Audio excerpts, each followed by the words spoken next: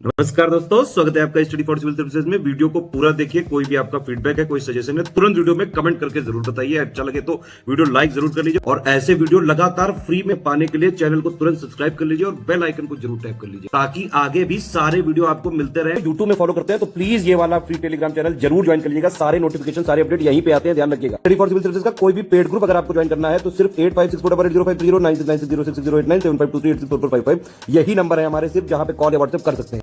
Instagram पे हमारा page जरूर फॉलो कर लीजिएगा, स्टडी फॉर सिविल .सर्विसेज है। ट्विटर पे हमको जरूर फॉलो कर लीजिएगा, @study for civils है। दोस्तों, इतिहास की श्रृंखला हमारी निरंतर चल रही थी और आपका जो प्रीलिम्स एग्जाम है उसके लिए बहुत ज़्यादा महत्वपूर्ण है, तो इसे अवश्य ही देखिएगा। इसमें जितने भी इतिहास के इंपॉर्टेंट फैक्ट हो सकते हैं, तथ्य हो सकते हैं, उन सबको हमने शामिल किया है। कुछ भी आपका नहीं छूटेगा, आप एक समग्र अध्ययन इसके माध्यम से कर पाएंगे। तो कहीं अन्यत्र जाने की आवश्यकता नहीं है। इस वीडियो श्रृंखला के माध्यम से आप बेहतर अपना रिविजन कर सकते हैं, तैयारी कर सकते हैं। बने रहिए हमारे साथ। देखिए, इस श्रृंखला में 2 वीडियो पहले दिए जा चुके हैं, 2 पार्ट इसका पहले ही आ चुका है। तो एक सीक्वेंस में अगर आप पढ़िएगा तो आपको पढ़ने में मजा आएगा। हिस्ट्री में लोग शिकायत करते हैं कि चीज़ें भूल रही हैं, ये लंबे समय तक याद नहीं रह पाता है, रात में रटिए सुबह साफ हो जाता है, ऐसी शिकायत होती है। तो उसके पीछे मूल कारण ये होता है कि रुचि आपकी नहीं उसमें बन पाती। मतलब आप कहीं ना कहीं उबने लगते हैं, बोरियत महसूस करने लगते हैं और उसी का परिणाम होता है कि चीज़ें आपके दिमाग में स्थिर नहीं होती हैं। रोचकता के साथ पढ़ेंगे तो मज़ा आएगा और रोचकता ले आने का सिर्फ एक ही तरीका है कि इसको क्रम से पढ़िए। शुरुआत से एकदम शुरू करके एक एक घटनाओं को देखते हुए आगे बढ़िए। बीच बीच में से अगर पढ़िएगा तो समस्या होगी। ये ठीक है कि परीक्षा नज़दीक आती है तो जो ज़्यादा महत्वपूर्ण एरिया होता है उसको हम ज़्यादा ध्यान देते हैं, लेकिन आप एक समग्र अध्ययन अगर कर रहे हैं तो शुरुआत से पढ़िए। तो इसमें हमने कुछ चीज़ें शुरुआत में देखी हैं, उसको पहले देख लीजिएगा वीडियो में। अब यहाँ हम लोग युद्धों के बारे में पढ़ रहे थे और युद्ध की पूरी सारणी बनी हुई है। इससे प्रश्न कैसे बनते हैं तो देखिए, इसमें युद्ध का नाम दिया हुआ है, तारीखें दी हैं, कहाँ पर वो हुआ, मतलब युद्ध का जो आयोजन है वो कहाँ पर हुआ, कौन से 2 पक्ष आपस में लड़ रहे थे, जीतता कौन है और हारता कौन है, ये फैसला इसमें महत्वपूर्ण है। तो देखिए, इसमें कुछ हिस्सा तो हमने पहले ही देख लिया था। यहाँ तक हमने प्लासी के युद्ध तक देखा था। प्लासी का युद्ध काफ़ी महत्वपूर्ण था। बंगाल का नवाब सिराजुद्दौला पराजित होता है और अंग्रेज मीर जाफर के सहयोग से, उसकी गद्दारी की वजह से जीत जाते हैं। परिणाम ये होता है कि मीर जाफर को उसका पुरस्कार मिलता है, वो बंगाल का नवाब बना दिया जाता है और वो एक कठपुतली नवाब रहता है, अंग्रेज़ों के इशारे पर काम करता है। और उसके बाद मीर कासिम को नवाब बनाया जाता है, लेकिन मीर कासिम अंग्रेज़ों की कम सुनता है और वो अपनी शक्तियाँ इकट्ठी करने लगता है ताकि अंग्रेज़ों से वो हावी हो जाए, मतलब अंग्रेज़ों के ऊपर भारी पड़ जाए। तो ये कारण होता है, उसकी मनमानी की वजह से ईस्ट इंडिया कंपनी उसको पसंद नहीं करती है, हटा दिया जाता है। तो बाद में होता है फिर बक्सर का युद्ध। लेकिन बीच में कई सारी घटनाएं हुई हैं, उनको भी देख लेते हैं। तो पौंडीचेरी की जो घेराबंदी है ये भी कई बार हुई है। तो इसमें से जो 1760 वाली है, 1760 में 2 इंपॉर्टेंट चीज़ें हो रही हैं। 1760 वाली ये जो पौंडीचेरी की घेराबंदी है, ये पौंडीचेरी में ही हुई थी। ब्रिटिश ईस्ट इंडिया कंपनी और फ्रांसीसियों के बीच में ये संघर्ष होता है। ये जितनी भी यूरोपीय पावर हैं, शक्तियाँ हैं, ये हाथ आजमाती हैं भारत पे और इस उपनिवेश पे, जो कि बहुत ज़्यादा इन्हें फ़ायदा दे रहा था, उस पर कब्जा करना चाहती हैं। लेकिन उसमें भी ब्रिटिशर्स जो हैं वो हावी हो जाते हैं। तो यहाँ फ्रांसीसी पिछड़ जाते हैं और जो ब्रिटिश सेना है वो इनके ऊपर चढ़ जाती है, यानी ये बलवान सिद्ध होते हैं। अब इसके बाद नंबर आता है वांडीवाश के युद्ध का, क्योंकि यहाँ पे काफ़ी तगड़ा घमासान हुआ था। तो उसके बाद फिर तनाव इतना ज़्यादा बढ़ गया था कि एक निर्णायक युद्ध होना बनता है। तो ये निर्णायक युद्ध होता है जिसे कि आप वांडीवाश के युद्ध के तौर पे देखते हैं। स्थान का नाम ही है वांडीवाश और 1760 का समय है। अंग्रेज इसमें जीतते हैं और फ्रांसीसी इतनी बुरी तरह से हारते हैं कि फिर उनकी शक्ति सिर नहीं उठा पाती। ये निर्णायक इसीलिए था, यहाँ से फ्रांसीसी शक्ति का पूरी तरह से पतन हो जाता है। तो अंग्रेज़ों का एक तरफ से रास्ता साफ हो गया। अब इसके बाद अंग्रेज़ों के रास्ते में आती है भारतीय जो स्थानीय सेनाएं थी। अब इसमें 3 सेनाएं मिलकर लड़ रही हैं, क्योंकि प्लासी वाले में कमज़ोर पड़ गया था सिराजुद्दौला। तो उससे सबक लेते हुए ये 3 जने संयुक्त हो जाते हैं। एक तो जो उत्तर मुगलकालीन सम्राट है शाह आलम, मुगलों का नाम भर था, मुगलों की ताकत अब नहीं रह गई थी वैसी, लेकिन फिर भी शाह आलम द्वितीय। और उसके बाद अवध का नवाब था शुजाउद्दौला और बंगाल का नवाब, मतलब बंगाल का अपदस्थ नवाब मीर कासिम। ठीक है, मीर कासिम को एक बार फिर से अंग्रेज़ों के द्वारा हटा दिया जाता है और वो अपनी सेना इकट्ठी करने लगता है। तो मुंगेर वाला जो इलाका है वहाँ अपनी वो ताकत बढ़ाने का काम करता है। बीच बीच में अंग्रेज़ों से टकराव होता है। तो नतीजा ये होता है कि अंत में छिड़ जाती है ये लड़ाई और ये बक्सर का युद्ध कहा जाता है। बिहार में बक्सर नाम की एक जगह है। 1764 में ये होता है। परिणाम कुछ खास नहीं निकलता, वहीं फिर से अंग्रेज़ जीत जाते हैं। हेक्टर मुनरो इसमें अंग्रेजी सेना का नेतृत्व कर रहा था। ये सेना नायक का नाम पूछा जा सकता है, ध्यान दीजिएगा। ये तीनों सेनाएं जब हारती हैं तो अब फिर अंग्रेज़ों की बात मानने के अलावा कोई चारा नहीं बचता है। इन्हें यह लगता है कि हम संयुक्त होकर लड़ेंगे तो जीत जाएंगे, लेकिन अंग्रेज़ों के पास कूटनीति और ताकत दोनों थी। आधुनिक हथियार थे, हर तरीके से वो संपन्न थे, तो वो जीतते हैं।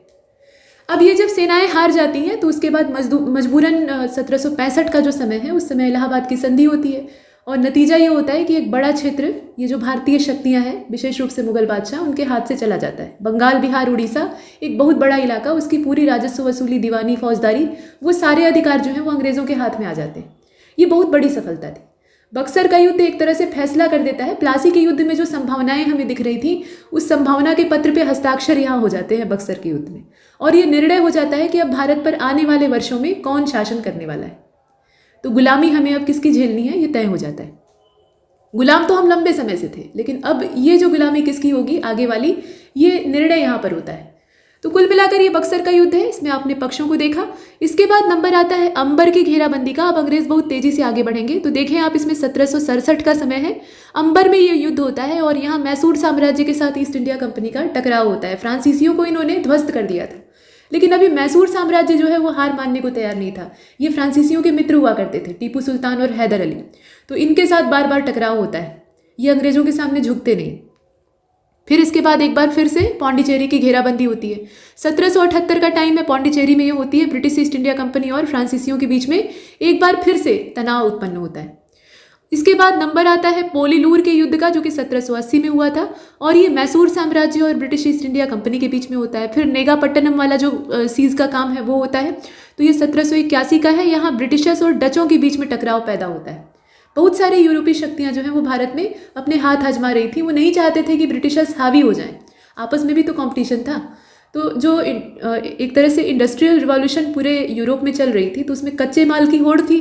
कच्चा माल कहाँ से प्राप्त करें, तो उसके लिए भारत एक सरल संसाधन दिखाई दे रहा था। आराम से यहाँ से हम अपना एक्सप्लोटेशन कर सकते हैं, शोषण कर सकते हैं। तो वो शोषण भला कौन नहीं करना चाहेगा, तो इसलिए आपस में टकराव हो रहा था। तो ब्रिटिशों और डचों के बीच में होता है नेगापट्टनम में। इसके बाद पोर्टो नोवो की लड़ाई होती है। स्थान का नाम ही है पोर्टो नोवो, और ये ईस्ट इंडिया कंपनी मतलब ब्रिटिशों और मैसूर साम्राज्य के बीच में एक बार फिर से होता है। समय है 1781 का। नेक्स्ट शोलिंगूर का युद्ध है। यहाँ आप देखें 1781 का है, ये भी समय वही है, और शोलिंगूर नाम के स्थान पे होता है। मैसूर साम्राज्य और ईस्ट इंडिया कंपनी के बीच में लगातार ये लोग टकरा रहे हैं। फिर तेलीचेरी की घेराबंदी होती है 1782 में, वही दोनों पक्ष हैं, इसमें पक्ष नहीं बदल रहा है। वेल्लोर की घेराबंदी है, अब ये भी मैसूर साम्राज्य और ईस्ट इंडिया कंपनी मतलब ब्रिटिशों के बीच में होती है, और स्थान का नाम वेल्लोर है, और आप देख रहे हैं कि ये 1782 का समय है। क्रम से ये तनाव की जो स्थितियां हैं ये पैदा हो रही। फिर कुडलोर की घेराबंदी, ये कुडलोर में ही होती है और 1783 का समय है। मैसूर साम्राज्य और ईस्ट इंडिया कंपनी, यहाँ देख रहे हैं आपके मैसूर साम्राज्य एक बार अंग्रेजों के ऊपर हावी होता दिख रहा है। इधर विजेता पक्ष का नाम है और इधर हारने वाले पक्ष का नाम है, लेकिन यहाँ आप देखें कि मैसूर साम्राज्य का पलड़ा एक बार भारी हो गया। फिर से एक बार मंगलोर की घेराबंदी में भी यही जो स्थिति है वो दिखाई देती है। लेकिन उसके बाद ये 1783 का ही समय है मंगलोर की घेराबंदी का। गजेंद्रगढ़ की जो लड़ाई है वो मराठा साम्राज्य और मैसूर साम्राज्य के बीच में होती है। मराठों का टकराव होता है मैसूर साम्राज्य से, वही दक्कन का क्षेत्र, और दो शक्तियाँ आपस में टकराती हैं। ये समय था 1783 का, माफ कीजिए 1786 का। ये 1783 वाला तो मंगलोर का टाइम है ना, उसके 3 साल बाद की ये स्थिति है। गजेंद्रगढ़ में ये टकराव होता है। फिर नेदुमकोटा की जो लड़ाई है ये नेदुमकोटा में ही होती है। त्रावणकोर और मैसूर साम्राज्य के बीच में होता है और 1789 का ये टाइम है। तो इस तरीके से ये युद्ध की जो श्रृंखलाएं हैं ये चल रही। अच्छा, अब इसके बाद कालीकट की लड़ाई है। तो कालीकट वाली जो लड़ाई है ये 1790 की है, कालीकट में होती है। त्रावणकोर और ब्रिटिश ईस्ट इंडिया कंपनी एक तरफ थे और मैसूर साम्राज्य दूसरी ओर था। इसमें जीतती है ईस्ट इंडिया कंपनी ही, वो लोग भारी पड़ जाते हैं।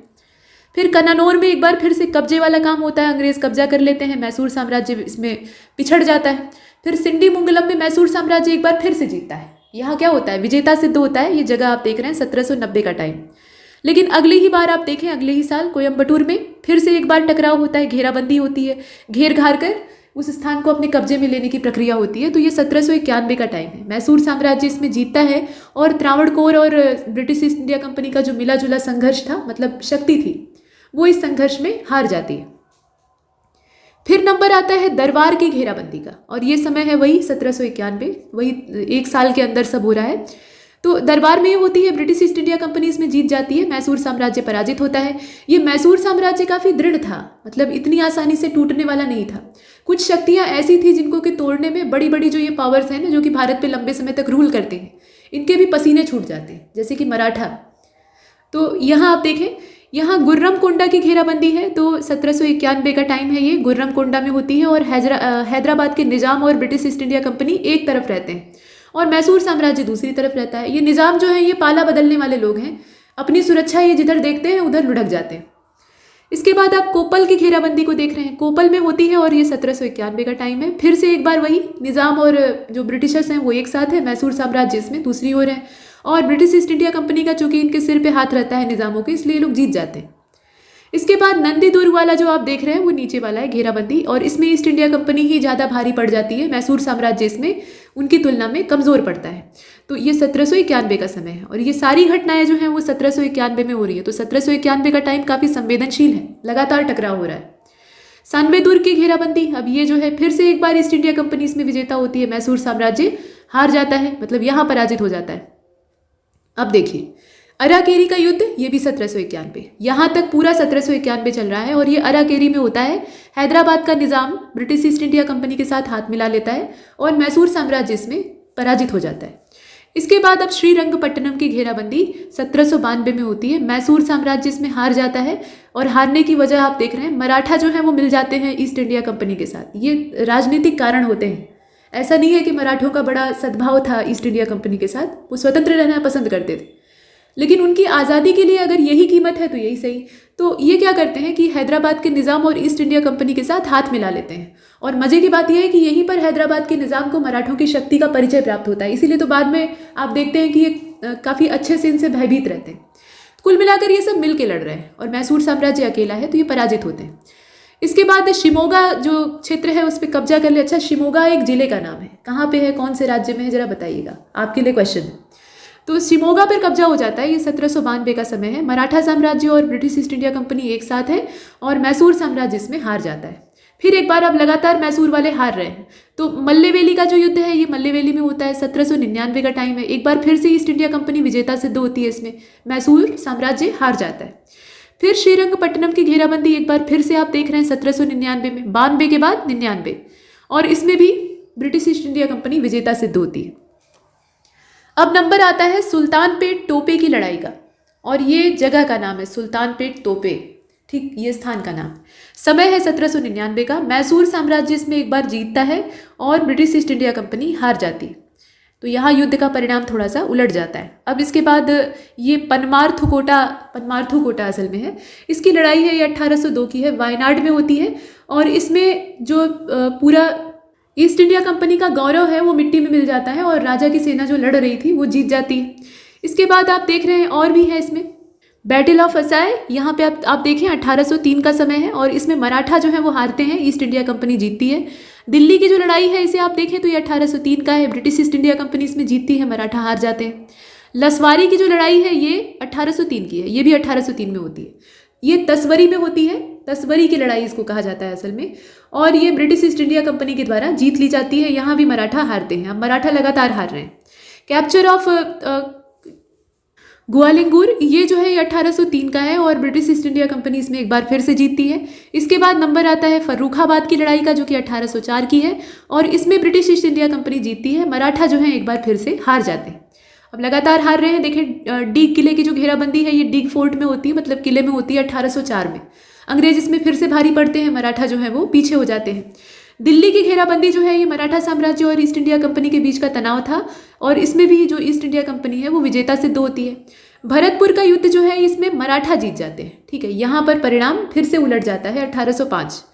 तो भरतपुर में ये होता ही है, इसीलिए नाम भी इसका भरतपुर का युद्ध है। मराठा साम्राज्य इसमें विजयी होता है और ईस्ट इंडिया कंपनी जो ब्रिटिशर्स हैं वो पराजित होते हैं। कुरुचिया की बगावत होती है और इसमें जनजातियां हैं कुरुचिया और कुरुम्बा, जो कि अंग्रेजों के खिलाफ बगावत कर रही हैं अपने अधिकारों को लेकर।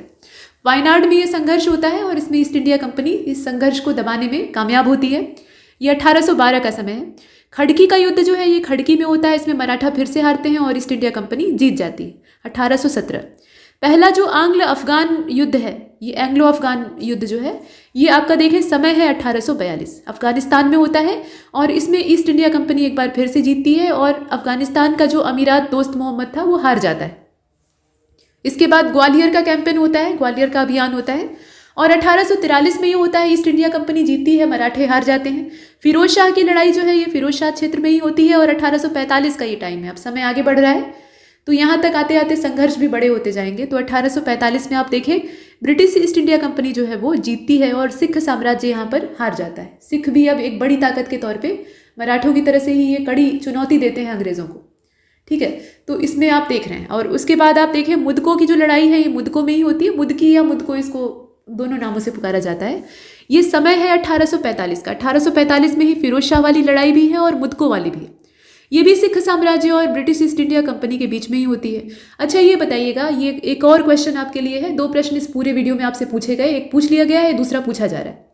तो ये मुदको का युद्ध जो होता है सिख साम्राज्य और अंग्रेज़ों के बीच में होता है, लेकिन सिखों की ओर से सिख सेना का नेतृत्व कौन कर रहा था ये आपको बताना है।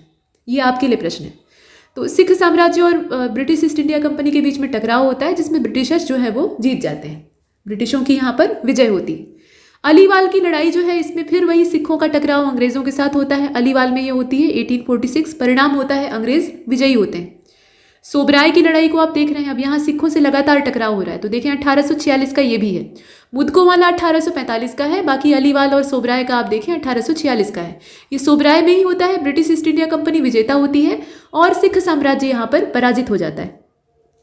रामनगर की लड़ाई रामनगर में होती है, 1848 का समय है। सिख साम्राज्य यहाँ पर जीत जाता है। यहाँ पर क्या होता है, सिखों की जीत होती है, अंग्रेज हार जाते हैं। चिलियानवाला का जो युद्ध है ये आपका 1849 का है। यहाँ भी सिख जीतते हैं और अंग्रेज हारते हैं। लगातार 2 युद्धों में आप देख रहे हैं सफलता प्राप्त होती है। इसके बाद फिर से आप देखें, अब एक बार फिर से सिखों का टकराव हो रहा है। तो गुजरात की लड़ाई 1849 का है, गुजरात में ये होती है और इसमें ईस्ट इंडिया कंपनी जीत जाती है। यहाँ पर ये पराजित हो जाते हैं। मुल्तान की घेराबंदी में मुल्तान के शासकों से और मुल्तान की जो शक्तियां हैं उससे अंग्रेज़ों का टकराव होता है और अंग्रेज़ी इसमें विजेता सिद्ध होते हैं। 1849 का ये टाइम है। आगरा का जो युद्ध था उसमें भारतीय विद्रोही कुछ थे, मतलब उसमें एक का नाम लेना कोई आवश्यक नहीं है। ये भारतीय विद्रोह था, एक छोटा सा जो मतलब एक खास समूह का विद्रोह आप कह सकते हैं। तो उसमें ब्रिटिश ईस्ट इंडिया कंपनी जीतती है। आगरा क्षेत्र है, समय इसका जो है वो 1857 का है। तो कुल मिलाकर आप देख रहे हैं कि 1857 में तो वैसे भी जो पहला भारतीय स्वतंत्रता संग्राम है, मतलब 1857 की क्रांति वो होती है। तो उसमें अलग अलग जगह से बगावतें खड़ी होती हैं। तो उसमें आप देखते हैं कि हर जगह लगभग ब्रिटिशर्स जो हैं वो भारी पड़ते हैं और अंत में विद्रोह को दबा देते हैं। आगे बढ़ते हैं। अब इस सारणी में आगे की बातें यह है कि ओंग का युद्ध होता है 1857 में। इसके बाद ये सब 1857 में हो रहा है।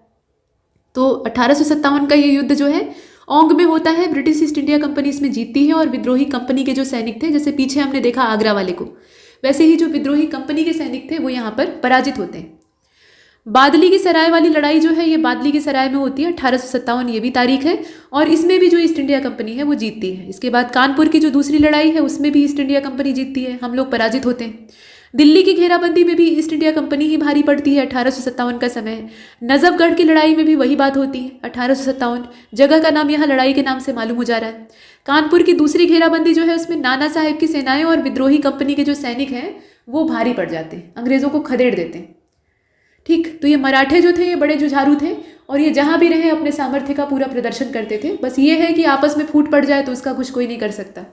तो फूट का ही नतीजा होता है कि लक्ष्मीबाई और नाना साहेब और तात्या टोपे जैसे जो वीर सैनिक थे वो पराजित हो जाते हैं, मतलब मारे जाते हैं या फिर पकड़ लिए जाते हैं। तो कुल मिलाकर यहाँ आपने देखा कानपुर की घेराबंदी जो है उसमें ब्रिटिशर्स हार जाते हैं। उन्हें ऐसी उम्मीद नहीं थी लेकिन ऐसा होता है। इसके बाद फिर से अब किन्नूर में आप देख लीजिए, किन्नूर की लड़ाई होती है और ये जो है इसमें ईस्ट इंडिया कंपनी जीतती है और भारतीय विद्रोही जो हैं वो दबा दिए जाते हैं। लखनऊ पर कब्जा, इसमें ईस्ट इंडिया कंपनी विजेता सिद्ध होती है और जितने भी भारतीय पक्ष वाले विद्रोही थे वो सब दबा दिए जाते हैं। 1858 की बात है और किन्नूर वाला जो है ना वो भी 1858 का है। भूटान का युद्ध होता है और इसमें भूटान पराजित होता है, अंग्रेज जीतते हैं और ये समय है 1865 का। इसके बाद 1888 का हजारा अभियान है, हजारा में होता है, समय तो आप यहाँ देख ही चुके हैं। इसमें काला ढाका जनजातियाँ जो हैं वो पराजित होती हैं, ब्रिटिशर्स जो हैं वो जीतते हैं। सारागढ़ी की लड़ाई, बैटल ऑफ सारागढ़ी, ये पश्तूनों और ब्रिटिश ईस्ट इंडिया कंपनी के बीच में होती है और इसमें भारतीय सिखों का कितना अमूल्य योगदान है वो आप एक फिल्म के माध्यम से भी देख चुके हैं। हालांकि उनका इतिहास किसी फिल्म में नहीं समेटा जा सकता है, लेकिन फिर भी जो चित्रांकन किया गया है फिल्म में वो ठीक ठाक है, मतलब उनको गौरव तो दिलाता है। तो बड़ा ही जूझ कर इन सिखों ने सामना किया था। बैटल ऑफ सारागढ़ी 1897 और ब्रिटिश ईस्ट इंडिया कंपनी इसमें जीतती है, पश्तून हार जाते हैं। मलकंद की घेराबंदी में फिर से पश्तून हारते हैं और ये मलकंद में होती है 1897 में। इसमें भी ब्रिटिशर्स जीतते हैं। पहला जो मोहम्मद अभियान था, ये मोहम्मद इसमें हार जाते हैं और ब्रिटिश ईस्ट इंडिया कंपनी जीती है। पेशावर में होता है, इसकी जगह का नाम क्या है, पेशावर है, 1898। अब इसके बाद जो तीसरा आंग्ल अफगान युद्ध है वो आ जाता है, वो यहाँ पे ये 1919 का है। और इसका जो क्षेत्र था वो भारत और अफगानिस्तान का जो उत्तर पश्चिमी सीमांत क्षेत्र है, मतलब बॉर्डर आप कह सकते हैं, वहाँ पर होता है। इसमें भी ब्रिटिश जीतते हैं और जो अफगानिस्तान के अमीरात हैं वो हार जाते हैं। इसके बाद दूसरा जो मोहम्मद अभियान है फिर से पेशावर में होता है। इसमें भी पराजित होने वाले पक्ष को आप देख ही रहे हैं, बाकी ब्रिटिश ईस्ट इंडिया कंपनी जीत जाती है। तो ये 1935 का है। अराकान अभियान जो है ये 1942-1943 का है। इसमें जापान का साम्राज्य जीतता है और ब्रिटेन और ब्रिटिश भारत जो है वो हार जाते हैं। अब ये आप समय देख रहे हैं, ये द्वितीय विश्व युद्ध का समय है। और द्वितीय विश्व युद्ध में शुरुआती जो इसकी स्थितियां थी और अंत तक ऐसा ही लग रहा था कि जर्मनी और जापान जो है वो पूरे विश्व पर कब्जा कर लेंगे, ऐसी स्थितियां पैदा हो गई। वो तो अमेरिका ने जो षड्यंत्र किया उसका परिणाम आप देखते हैं, 2 शहर जापान के तबाह कर दिए। मतलब ये है ना कि द्वितीय विश्व युद्ध जो हुआ था उसमें शुरुआत करने का काम मित्र राष्ट्रों ने ही किया था, पहल उन्हीं की थी। और पहले वाले में भी जर्मनी का जैसा अपमान उन्होंने किया था उसको कोई भी देशभक्त बर्दाश्त नहीं कर सकता है। तो कुल मिलाकर तानाशाही को समर्थन नहीं दिया जा रहा है, लेकिन जो नीतियां हैं ना मित्र राष्ट्रों की, जिसमें कि खासतौर पे अमेरिका, जो कि शुरुआती समय से ही अगर देखा जाए तो चालाक लोमड़ी रहा है, अपने फायदे के लिए वो किसी भी हद तक जा सकता है, तो उसने उकसाया। नतीजा होता है कि पूरी दुनिया झेलती। तो दुनिया को लड़वाने में अमेरिका माहिर है, इसमें कोई संदेह नहीं है। और यहाँ आप देख रहे हैं कि ये जो समय है ना ये दूसरे विश्व युद्ध का है। और इसी समय जो भारत छोड़ो आंदोलन लॉन्च होता है तो उसमें इतना ज़्यादा जो राष्ट्रवाद की भावना का संचार हुआ था, उसके पीछे एक डर भी था कि कहीं जापान हमें उपनिवेश समझकर हमारे ऊपर हमला न बोल दे। तो जापानी आक्रमण का जो खतरा है वो भोली भाली जनता के सिर पर हावी हो गया था। तो ये भी एक डर था। हालांकि कई सारे कारण थे कि हमने कमर कस के युद्ध लड़ा और जीते। इसके बाद इम्फाल की लड़ाई को आप देख रहे हैं, ये इम्फाल में होती है। ब्रिटेन और ब्रिटिश भारत इसमें जीतते हैं, मतलब ब्रिटेन जीतता है असल में। हम लोग तो लड़ नहीं रहे थे, हमें लड़वाया जा रहा था। और जापान का साम्राज्य इसमें पराजित होता है। इसके बाद पोकोकू और इरावदी नदी का जो संचालन की लड़ाई है ये पोकोकू में होती है और इसमें भी ब्रिटेन वाले जो हैं वो जीतते हैं और जापान हार जाता है। ये 1945 का है और 1945 में ही अमेरिका 2 ठे बम ले आकर जापान के ऊपर गिरा देता है, काम खत्म हो जाता है। तो ये चीज़ें आपने देखी। अब यहाँ से जो हम देखने वाले हैं, यहाँ से थोड़ा सा मोड चेंज हो गया है। एक जैसी चीज़ नहीं पढ़नी चाहिए, थोड़ा उसमें परिवर्तन करते रहना चाहिए। तो यहाँ पर हम परिवर्तन करके आ गए हैं। कुछ हड़प्पा सभ्यता के और ऐसे भी पुरातत्व से संबंधित स्थानों के नाम दिए हैं। वो स्थान कौन सी नदी से संबंधित है ये दिया हुआ है, उसकी अवस्थिति कहाँ पर है, एग्जैक्ट लोकेशन, मतलब आप उसे देखने जाना चाहें तो आपको कहाँ जाना चाहिए, मैप पे आप क्या सर्च करिएगा, वो दिया हुआ है। और उसके बाद उसकी खुदाई करवाने वाले जो व्यक्ति थे, ऐसा नहीं है कि उन्होंने फावड़ा लेकर खोदा था, मतलब उनके मार्गदर्शन में खुदाई होती है। तो ऐसे जो एक्सकेवेशन कराने वाले व्यक्ति थे उनके नाम दिए हुए। तो इसमें आप देखिए ध्यान से, ये पूछा जाता है, यहाँ से प्रश्न बन सकते हैं और साथ में समय भी दिया है कि कब एक्सकेवेशन का जो काम है वो होता है। तो सबसे पहले है बनावली, और इसे बनवाली भी कहा जाता है। रंगोई नदी के तट पे पड़ता है। हरियाणा राज्य में फतेहाबाद डिस्ट्रिक्ट में इसकी लोकेशन है। अगर आप इसे देखने जाना चाहते हैं तो आपको फतेहाबाद जिले में जाना चाहिए। रविंद्र सिंह बिष्ट के द्वारा 1974 में इसके उत्खनन का काम करवाया गया था। ध्यान से इस चीज़ को देखिएगा, ये बड़ी महत्वपूर्ण सूचना है। इसके बाद कालीबंगा, जिसका कि शाब्दिक अर्थ होता है काले रंग की चूड़ियाँ, घग्घर नदी के तट पे है और राजस्थान का ये हनुमानगढ़ डिस्ट्रिक्ट पड़ता है। अमलानंद घोष ने इसको 1951 के समय में खुदाई इसकी करवाई थी और बीवी लाल और बीके थापर जो है ये इसमें खुदाई का काम करवाते हैं 1961 में। मोहनजोदड़ो, जिसका शाब्दिक अर्थ होता है मृतकों का टीला, सिंधु क्षेत्र में है, मतलब सिंध प्रांत है असल में, और सिंधु नदी का ये तट है। तो आपके लिए एक और क्वेश्चन है कि सिंधु नदी के कौन से किनारे पर ये स्थित है, दाहिने या बाएं, पूछा जाता है। तो कुल मिलाकर पाकिस्तान के सिंध प्रांत का जो लरकाना डिस्ट्रिक्ट पड़ता है वहाँ पे ये स्थित है। प्रांत मतलब प्रदेश और जिला आप जान ही रहे हैं। तो राखाल दास बनर्जी के द्वारा जो इसका उत्खनन करवाया गया था वो काफ़ी पहले करवाया गया था 1922 में, फिर मैके के द्वारा करवाया गया 1927 में और उसके बाद मॉर्टिमर व्हीलर के द्वारा 1930 में। तो कई बार इसका उत्खनन हुआ है और अभी तो इसके ध्वंसावशेष भी नहीं बचे। इसके बाद चनहुदड़ों को आप देख रहे हैं, मन के बनाने के कारखाने और इस तरह की जो फैक्ट्रियां हैं वो यहाँ से प्राप्त हुई हैं। सिंधु नदी के तट पे ये है, सिंध प्रांत है और इसका जो क्षेत्र है पाकिस्तान नवाबशाह जिला पड़ता है। मतलब देश विभाजन हुआ तो उसके बाद बड़ा हिस्सा पाकिस्तान में चला गया। और मैके के द्वारा जो इसका उत्खनन करवाया गया है वो 1925 का है और NG मजूमदार के द्वारा जो उत्खनन करवाया गया था वो 1931 का था। आगे चलते धौलावीरा को देखिए, लूनी नदी के तट पे है। लूनी नदी का इससे संबंध है, जो कि खुद रेगिस्तान में जाकर विलीन हो जाती है। और गुजरात के कच्छ जिले में ये पड़ता है। कच्छ का नमकीन रेगिस्तान और रण जो है वो आप जानते हैं, दलदली क्षेत्र, तो वहाँ पर ये नदी विलय हो जाती है। फिलहाल धौलावीरा यहीं पर है। और यहाँ उत्खनन करवाने वाले व्यक्तियों का नाम देखें तो जेपी जोशी के द्वारा जो उत्खनन का काम करवाया गया था वो 1967-68 का था। और उसके बाद रविंद्र सिंह बिष्ट के द्वारा जो उत्खनन का काम करवाया जाता है वो 90-91 का है, 1990-91। अब देखते हैं कोट दीजी को। तो कोट दीजी का जो नदी से संबंध है वो है सिंधु नदी से ये सीधे सीधे जुड़ा हुआ है। खैरपुर नाम की जगह है सिंध प्रांत में, पाकिस्तान में, वहाँ पे है। और फजल अहमद के द्वारा 1953 में इसका उत्खनन का काम करवाया गया था। रंगपुर का जो संबंध है वो मादर नदी से है। और गुजरात का काठियावाड़ जिला पड़ता है रंगनाथ राव के द्वारा। कितना अच्छा कॉम्बिनेशन है, रंगपुर और रंगनाथ राव। तो आप आराम से ऐसे मैच करके याद कर सकते हैं। थोड़ा सा इंटरेस्टिंग बनाएंगे तो चीज़ें याद हो जाएंगी। तो रंगनाथ राव के द्वारा इसकी खुदाई करवाई जाती है। समय है 1953 का। इसके बाद नंबर आता है रोपड़ का। सतलज नदी के तट पे है, पंजाब का रोपड़ डिस्ट्रिक्ट है। यज्ञदत्त शर्मा जी के द्वारा 1953 से लेकर 56 के बीच में इसका एक्सकेवेशन का जो काम है, उत्खनन का जो काम है, उसको करवाया जाता है। इसके बाद नंबर है लोथल का। एक क्रम से देख रहे हैं। लोथल भोगवा नदी के तट पे है। पूछा जाता है, ये नदियों का तट पूछा जाता है। गुजरात का ये अगर तत्काल की लोकेशन आप देखें तो गुजरात का अहमदाबाद जिला पड़ता है। अगर आप इसे देखने जाना चाहते हैं लोथल को, जो कि एक बंदरगाह के तौर पे भी काफ़ी प्रसिद्ध था, तो ये आपको जाना चाहिए अहमदाबाद डिस्ट्रिक्ट में। अब एस रंगनाथ राव के द्वारा इसको खोजा और खोदा गया था, मतलब खुदाई का काम हुआ था। ये 1954 की बात है। इसके बाद सुतकांगडोर, ये दाश्क नदी के तट पे है। नदी का नाम क्या है? दाश्क है। और ये पाकिस्तान के मकराना में समुद्र के किनारे पड़ता है। ऑरेल स्टाइन के द्वारा इसका उत्खनन हुआ था 1927 में। देखिए आगे, हड़प्पा जो है वो रावी नदी के तट पे है। जैसे मोहनजोदड़ो को हमने देखा ना सिंधु के, वैसे ही हड़प्पा का संबंध है रावी से। और पाकिस्तान का जो पंजाब प्रांत है, अब ऐसा नहीं कि पंजाब सिर्फ हमारे पास है, पंजाब का एक बहुत बड़ा हिस्सा तो पाकिस्तान में चला गया, वो अभी भी पंजाब प्रोविंस के नाम से ही जाना जाता है। ठीक, तो पंजाब प्रांत का जो साहिवाल डिस्ट्रिक्ट है, साहिवाल नस्ल की गायों के नाम आपने सुने हैं, तो वो मूल रूप से उनका ओरिजिन यहीं का है। तो इसमें आप देख रहे हैं कि साहिवाल जिले में ये हड़प्पा नाम की जगह पड़ती है। दयाराम साहनी के द्वारा इसका उत्खनन करवाया गया था 1921 में। मॉर्टिमर व्हीलर का इसमें जो योगदान है वो 1946 का है। और माधो स्वरूप वत्स का जो योगदान है वो 1926 का है। आलमगीरपुर, ये हिंडन के तट पे है और ये उत्तर प्रदेश का मेरठ जिला है, मतलब पश्चिमी उत्तर प्रदेश है।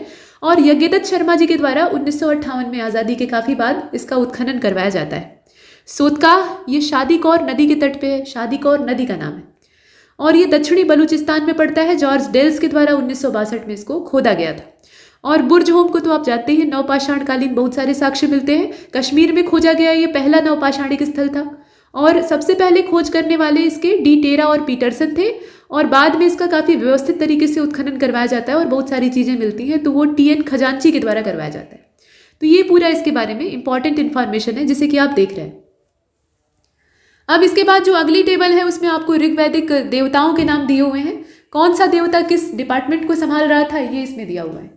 ऋग्वैदिक काल का जो शुरुआती समय था, बाद में तो उसमें कुछ जो रूढ़िवादी परंपराएं हैं वो इतनी ज़्यादा जकड़ लेती हैं कि चीज़ें मुश्किल हो जाती हैं। लेकिन जो शुरुआती जीवन था ऋग्वैदिक काल का, मतलब जो प्रारंभिक समय, तो उस समय अगर देखें तो जीवन सरल हुआ करता था। लोग प्रकृति की उपासना करते थे, जैसे कि हड़प्पा सभ्यता में लोग प्रकृति की उपासना करते थे, प्रकृति के जो घटक थे उनकी पूजा करते थे। तो वैसे ही यहाँ ऋग्वैदिक जो देवता हैं वो भी प्रकृति के अलग अलग घटकों का नेतृत्व करते हैं। उन्हीं के नाम आप देख रहे हैं। जैसे कि इंद्र है, तो इंद्र जो है वो युद्ध और वर्षा के देवता है। यहाँ आप देखें, जो वैदिक हमारा तरीका है, तौर तरीके हैं, वो ज़्यादा सहज हैं तुलनात्मक रूप से जो पौराणिक तौर तरीके हैं। जब पौराणिक तौर तरीके हमने अपना लिए तो वहाँ से चीज़ें काफ़ी दुरूह हो गई, मतलब सबके लिए पालन करना थोड़ा मुश्किल हो गया। कर्मकांडों का भी वर्चस्व ज़्यादा बढ़ गया। जो वैदिक कर्मकांड हैं और वैदिक चीज़ें हैं वो ज़्यादा आसान है तुलनात्मक रूप से। यहाँ वेदों की शब्दावली की बात नहीं की जा रही। तो अब इसके बाद आप देखें, इंद्र जो है ये युद्ध और वर्षा के देवता है, तो इंद्र को सर्वोपरि माना जाता था, इसीलिए मतलब इनकी कृपा होगी तो ही वर्षा होगी, ऐसा मानते थे। अग्नि जो है ये देवता और मनुष्य के बीच में मध्यस्थ है। कैसे? तो आग में आप कुछ भी डालिए जलकर भस्म हो जाता है, और जो चीज़ आप डालते हैं, अच्छी चीज़ है या खराब चीज़ है, उसी हिसाब से उसकी जो स्मेल है वो उससे निकल कर बाहर आती है।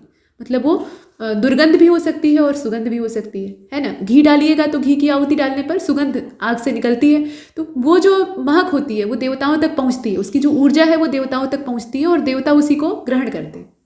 तो यज्ञ इसीलिए होते थे। यज्ञ जो थे वो देवताओं को सशक्त बनाने के उद्देश्य से किए जाते थे। तो ये मनुष्य और देवता के बीच में मध्यस्थ का काम करते हैं। इसके बाद नंबर आता है मरुत का। तो मरुत जो है वो आंधी के देवता हैं, आंधी तूफान इन्हीं की मेहरबानी से आता है।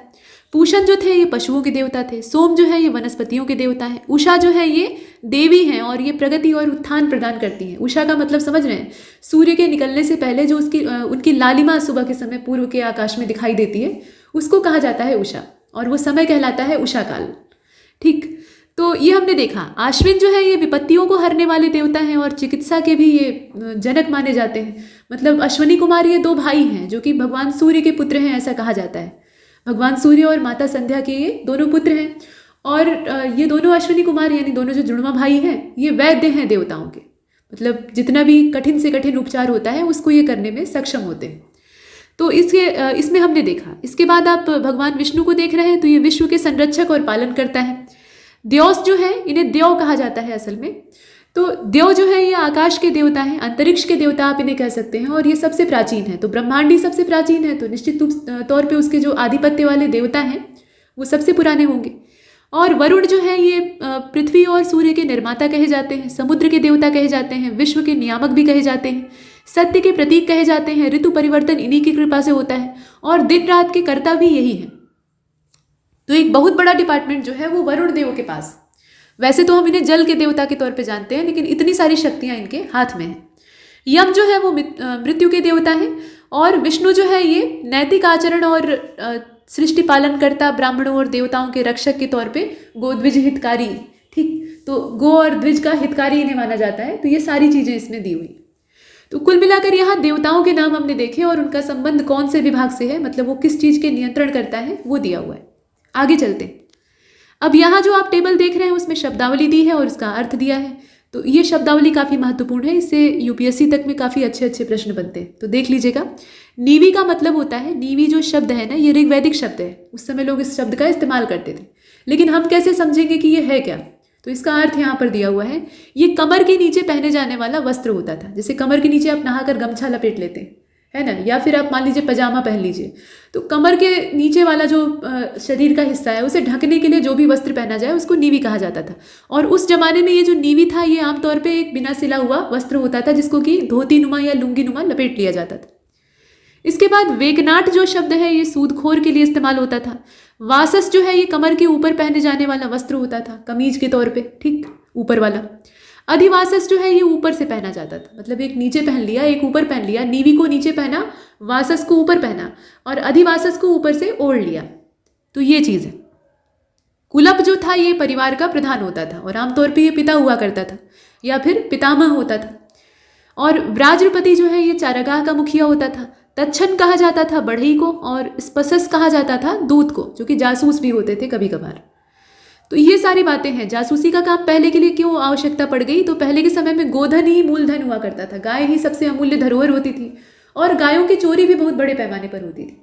आर्य और पणी जातियों के बीच में संघर्ष की कहानी आपने सुनी होगी। पणी लोग जो है वो आर्यों की दुधारू गायों को चुरा लेते थे, और उसके बाद फिर घमासान छिड़ता था, और नतीजा ये होता था कि फिर मारकाट होती थी जहाँ तक संभव है, और उसके बाद गायों को छीन कर ले आया जाता था। तो ये चीज़ें हैं, इसीलिए गाय की खोज को गविष्टि कहा जाता था। तो अब देखिए यहाँ कर्मा, कर्मांत या कर्मकार भी इसको कहते थे। ये धातु कर्म करने वाले, मेटलर्जी करने वाले लोग होते थे, धातुओं को शुद्ध करते थे। अरित्री ये नाविक को कहा जाता था। और आप देख रहे हैं सूत, ये सुता नहीं है, सूत है। असल में जब आप अंग्रेजी में पढ़ते हैं ना तो कुछ इस तरीके से लिखा हुआ होता है, लेकिन जब इसका हिंदी उच्चारण करेंगे तो इसको कहेंगे सूत। जो समोसा वाला सा है उस पर बड़े की मात्रा रहेगी। तो सूत जो है ये सारथी होता था, और न्यायालय मंत्री नहीं होता था, ये सारथी ही होता था। लेकिन सारथी में भी सामान्य कैटेगरी का सारथी नहीं, राज सारथी होता था, राजा के रथ को हाँकने का काम करता था। आपने महाभारत में सुना है ना कि कर्ण जो है वो सूत पुत्र के नाम से जाने जाते हैं। अधिरथ और राधा जो कि सूत परिवार रहता है, घोड़े का पालन करता है, रथ चलाता है, तो उनके यहाँ इनका पालन पोषण होता है, और फिर इनको बहुत नीचे समझा जाता है। तो सूतों की जो जाति थी वो नीचे, वर्ण व्यवस्था के हिसाब से नीचे मानी जाती थी। और आप जानते ही हैं कि उत्तर वैदिक काल में वर्ण व्यवस्था कितनी कठोर हो गई थी। इसके बाद अरित्री, अरित्री जो शब्द है ये नाविक के लिए इस्तेमाल होता है, जबकि गोप्ता कहा जाता था राजा को, और गोहंता कहा जाता था अतिथि को। अब इस पर बड़ा विवाद है, लोग कहते हैं कि गाय को काट कर खा लेते थे अतिथि, इसीलिए उनका नाम था गोहंता। तो गाय उस समय पूजनीय थी, उन्हें अघन्या कहा गया था, मतलब न मारने योग्य। तो जिस चीज़ के लिए इतना घोषित शब्द इस्तेमाल किया गया है उसी समय में ऋग्वैदिक काल में, तो भला उस गाय को क्यों मारा जाएगा? ऐसा नहीं है कि पशु बलि नहीं हुआ करती थी, लेकिन गाय की बलि नहीं चढ़ाई जाती थी। होता ये था, असल बात यह है कि जो गायें होती थी वो अमूल्य धरोहर होती थी, सबसे अच्छी और प्रिय वस्तु वही होती थी। आपके घर कोई मेहमान आता है, जब जाने लगता है तो आप क्या करते हैं? उसे रिटर्न गिफ्ट देते हैं, मतलब उसका वस्त्र इत्यादि देकर सम्मान करते हैं। पहले के समय में उसे गायें दी जाती थी। गायें जो सबसे अच्छी होती थी वो उसको दान की जाती थी कि भाई वो खुश होकर जाए। तो शुरुआत में लोग ये परंपरा बनाते हैं, लेकिन बाद में क्या होता है, लोगों को ये समझ में आने लगता है कि भाई आज मेहमान आया है, अब हमें कुछ गायें अपनी उसको देनी पड़ेंगी, यानी वो हमारी गायों को क्या करेगा? हर कर ले जाएगा। तो यहाँ पर गोहंता का मतलब है गायों को हर कर ले जाने वाला, न कि गायों को मारने वाला। तो ये बात है। इसके बाद आप देखें युद्ध, ये कोई थीसिस नहीं लिखी हुई है इस पर, लेकिन ये लॉजिक है। इसके बाद युद्ध को आप देखें तो युद्ध के लिए जो शब्द इस्तेमाल हो रहे हैं, एक तो गविष्टि है, दूसरा गेसु है और तीसरा गम्य है। तीनों शब्द गायों से जुड़े हुए हैं। तो पहले के जो युद्ध थे उसके पीछे भी गायें ही होती थी, गायों की चोरी होती थी। और उसके बाद खोजने के लिए जो आर्य हैं वो अपना झुंड बनाकर जाते थे, जहाँ भी गायें मिलती थी जिस भी गोष्ठ में, वहाँ से अपना छीन कर ले आते थे उनकी गायें।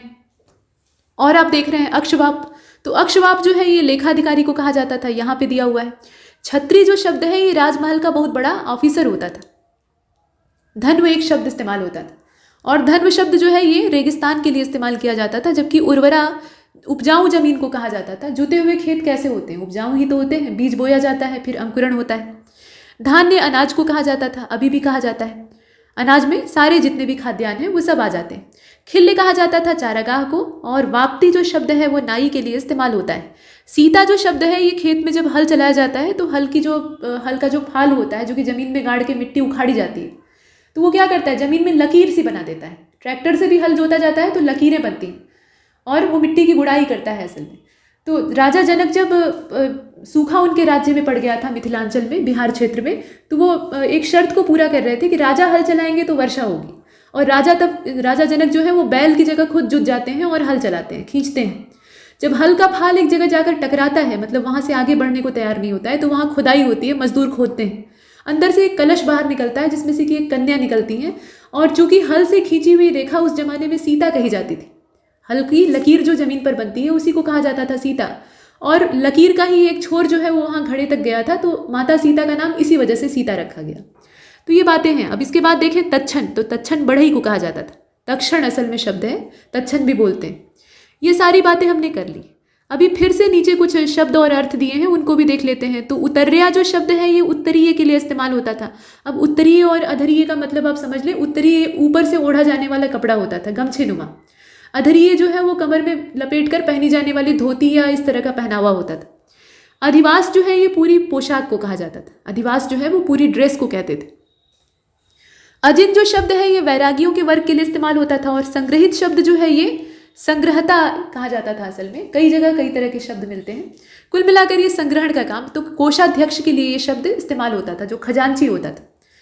भाग दुग्ध ये जो शब्द है ये असल में राजकर वसूल करने वाला अधिकारी होता था, और बवाता जो शब्द है ये संस्कृत शब्दकोश के तौर पे जाना जाता था।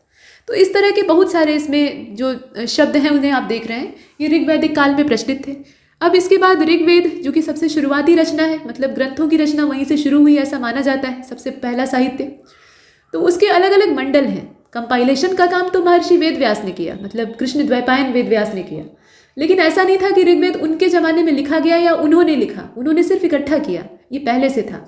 और इन्हें अपौरुषेय कहा गया था। अपौरुषेय का मतलब ये कि इन्हें मनुष्यों ने नहीं लिखा है, बल्कि ये देवताओं की वाणी है।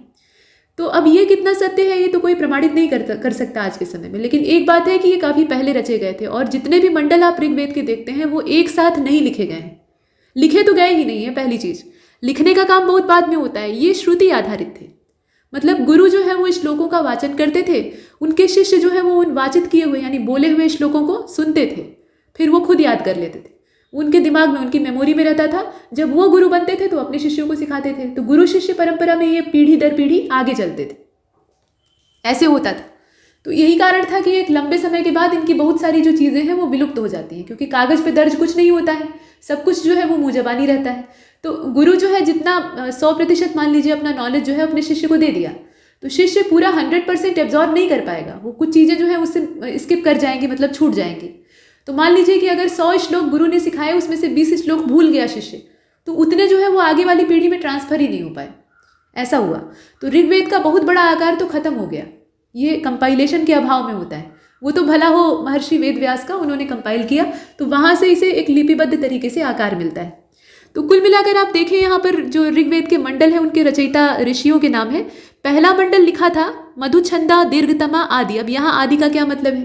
तो मतलब ये है कि एक ऋषि हुआ करते थे, जैसे कि मान लीजिए दीर्घतमा एक ऋषि है या मधुछंदा एक ऋषि है, तो उनका एक गुरुकुल हुआ करता था, उसमें बहुत सारी गायें और बहुत सारे उनके शिष्य होते थे। और वो जो श्लोक गाते थे वो अपने शिष्यों को सिखाते थे, कंठस्थ करवाते थे, शिष्य जो है वो अपने शिष्यों को सिखाते थे। तो एक गोष्ठ से रचा गया एक मंडल, पहला मंडल, और उस गोष्ठ के जो मुखिया हैं उनका नाम था मधुछंदा दीर्घतमा आदि। का मतलब है कि इसमें बहुत सारे जो अन्य वहाँ के मेंबर थे उनका सहयोग था। इसके बाद दूसरा मंडल जो है वो गृहस्थसमत ऋषि के सौजन्य से रचा जाता है। विश्वामित्र रचे थे तीसरे मंडल को, वामदेव के द्वारा रचा गया था चौथा, और पांचवां जो है वो अत्रि ऋषि के द्वारा लिखा गया था, मतलब बोला गया था, लिखा नहीं गया था, लिखा कुछ भी नहीं गया। छठवां मंडल जो है वो भारद्वाज के द्वारा, सप्तम जो है मतलब षष्ठम सप्तम, यहाँ संस्कृत की गिनतियाँ दी हैं, तो सप्तम मंडल जो है वो वशिष्ठ के द्वारा, अष्टम जो है वो कण्व और अंगिरा, ये दो ऋषि हैं उनके द्वारा, और अंगिरा का योगदान अगले वाले में भी है, कश्यप ऋषि के साथ मिलकर इन्होंने 9वें मंडल की रचना की। और 10वां वाला जो है उसमें कई सारी महिलाओं का भी योगदान है, जैसे कि शची, श्रद्धा, इसमें से कुछ देवियां हैं, ठीक है, जैसे इंद्राणी को आप देख रहे हैं, ये शची मतलब इंद्र की पत्नी की बात हो रही है। तो ऐसे बहुत सारी जो विदुषी नारियां थी और देवियां थी उनका भी इसमें सौजन्य दिखाई देता है। तो ये है 10वां मंडल। कुल मिलाकर 10 मंडल है ऋग्वेद में, उनके जो रचयिता हैं उनके नाम यहाँ पर दिए। अब अगला जो हमारा लेक्चर होगा इसमें इतना ही, यहाँ तक हमने देखा। अगले वाले में हम प्राचीन कालीन जो यज्ञ थे, यज्ञ बहुत सारे होते थे, आपने देखा ना कि अग्नि जो है वो देवता और मनुष्यों के बीच में मध्यस्थ का काम करते थे। तो यज्ञ के बहुत सारे तरीके होते थे, कौन सा यज्ञ किस उद्देश्य से किया जा रहा है वो पता होना चाहिए, तो वो दिया हुआ है। यहाँ से हम आगे की बात करेंगे, लेकिन इस लेक्चर में इतना ही। तब तक के लिए नमस्कार।